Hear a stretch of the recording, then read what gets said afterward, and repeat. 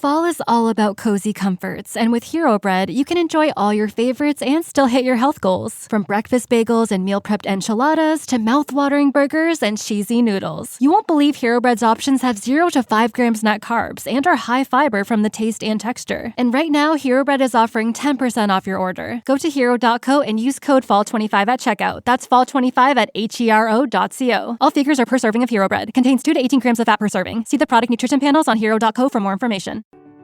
Welcome to Growing Your Team, a podcast designed for small business owners seeking to grow their company with the help of employees and contractors. Your time is limited, which means growing and leveraging teams is essential for business success. The Growing Your Team podcast is the place to learn tips and techniques designed to help you know when it's the right time to hire, how to select perfect fit team members, and how to maximize productivity while creating a positive work environment. Drawing from her 10-plus years of leadership and hiring experience, here is your host, Jamie Van Kuyk. Hello, Jamie Van Kuyk here, and welcome back to the Growing Your Team podcast. Today, we are talking about hiring and the expense of hiring. Or better yet, why you need to stop thinking of expense whenever you go to add team members to your business. Yes, every time you go to hire someone new, you are adding a line item to your expense budget. There's no way around it. Dollars have to go out when you get help. However, when we think of hiring as solely an expense, a lot of times that stops us from wanting to do it. Who wants to take more money out of our business? Even if you practice profit first, where you dedicate certain dollars of your business to an expense budget and you have this expense allowance, you think about, is this really what I should be spending my money on? Is there something else? Can I get around not spending this money and having more of a buffer for when other expenses come up? So whenever we think of hiring as an expense, we stop ourselves from getting the help that we need. Instead of thinking of hiring as an expense, we need to start thinking about it in terms of the return on the investment it's going to bring our company. Yes, once again, team members cost something, but every team member should have a positive ROI. And when they have a positive ROI, typically, they're bringing in more money for your business than you're paying out in their paycheck, or that you're paying out when you pay that invoice for that contractor. Back in episode 5, we talked about the signs that it's time to add help to your business. In this episode, we talked a little bit about how you hurt your business when you don't add help at the right time.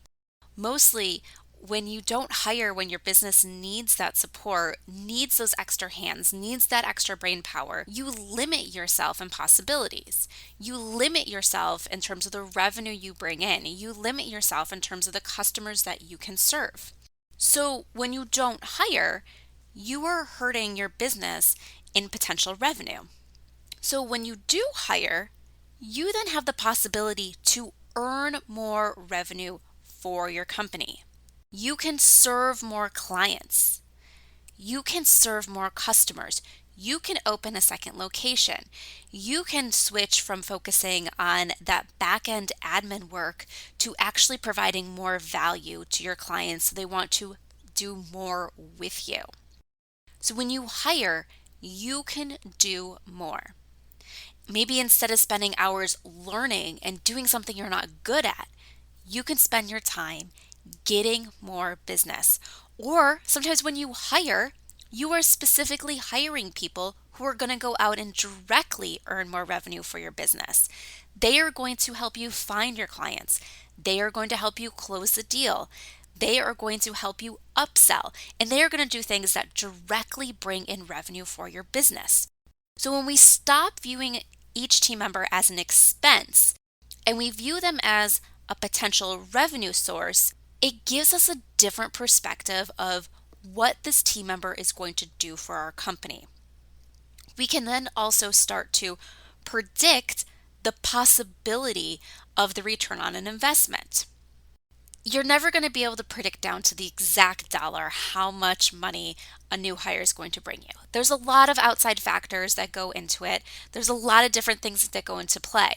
However, you can start to predict when you're going to bring in a team member the possibility of the return on the investment, because you can say, if this team member takes over these tasks from me, what can I do instead? If I personally get 5 more hours a week where I can be serving clients, how much revenue can I pull in during those 5 hours?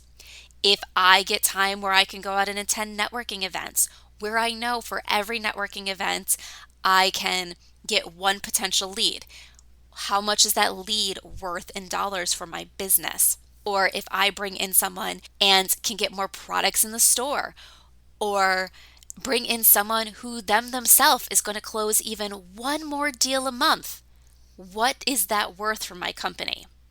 So once you start seeing what they can bring into your company, you can start seeing if the position you want is worth it. If you can close, let's say, one more deal, maybe your top end deal, one more top end deal, think of your best customer out there. How much money is that a month? How much money do you think you'd have to pay somebody in order to allow you to do that? In what position?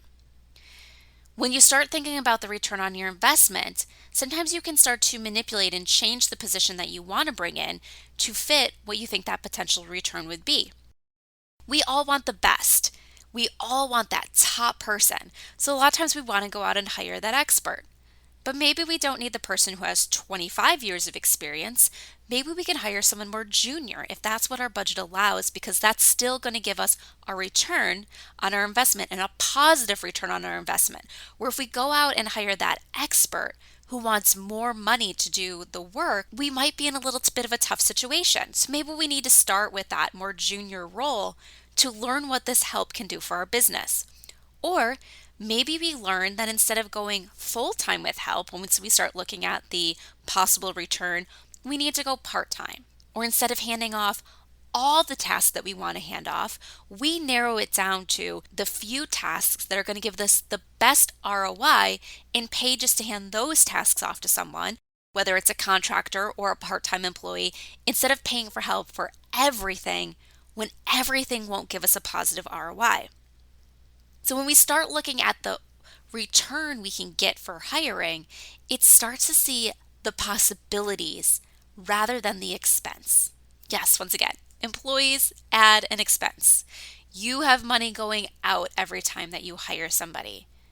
But the top reason we hire someone is so our business can do more, or us personally can do more in terms of higher revenue generating tasks. So if we're going to invest in somebody, so if we stop looking at it as an expense and start seeing it as an investment, what can that investment do for our business? Now, I will call out that there is one little caveat to this. Sometimes we hire people for our business and don't care about a financial return. This typically happens when maybe we're running a business and it is making more money than we personally need to pull from our business, but it is sucking all of our time. So we're spending a ridiculous amount of hours and we have no time for self-care. We have no time for our family. We have no time for our friends. We have no time for sleep. And we're like, we just need a break. I need someone to do some of this work because I can't work all these hours. And there sometimes we say, I might not make an extra dime off of handing off these tasks, but I am going to give myself the time that I need to sleep, spend with family, spend with friends, go to the gym, or do anything else that you want to be doing outside of work. So that is that one little caveat that sometimes you might not be measuring for a financial return when you go to hire a team member, but you're still hiring for something. You're still investing in someone in order for you to get something. This might be a personal gain versus a financial gain, but you're still hiring for a reason. And you need to know that when you're going to go hire. So then even though you are at an expense and you might not earn any of that money back, you need to know is that expense still worth it? Can you really afford that? What are you going to get? And if you hire someone to take work off your plate so you can spend time doing something that's not work related, are you actually going to commit that time to not work? And how confident are you that you're going to actually do that? To wrap up for today, remember, yes, when you add a team member, whether it's an employee or a contractor, you are adding an expense line item to your budget. Money does flow out when you hire somebody. However, we need to stop thinking of team members as just an expense, and we need to start thinking about them for the positive ROI and the positive investment they are for our company. You earn something when you hire a team member. And that earning something can be a huge financial reward when you get the right people into the right positions. So if you're thinking you're ready to hire someone and now you're wondering, well, what position should I really be filling for my company? What is going to give me the best return on my investment? What are the priority tasks to get off my plate? Or if you have a team already, to get off a team member's plate so they can focus on bigger and greater things or things that are more in line with their expertise. If this is you, then I invite you to download my 3-part method for finding the right person who will save you time and earn you money by getting the right work off your plate. I'll drop the link in the show notes, but this download can be yours by going to jamievc.com/who-to-hire. Once again, that's jamievc.com/who-to-hire. So it's my Who to Hire worksheet that gives you my exclusive 3-step method for identifying the right position that you need to add to your business.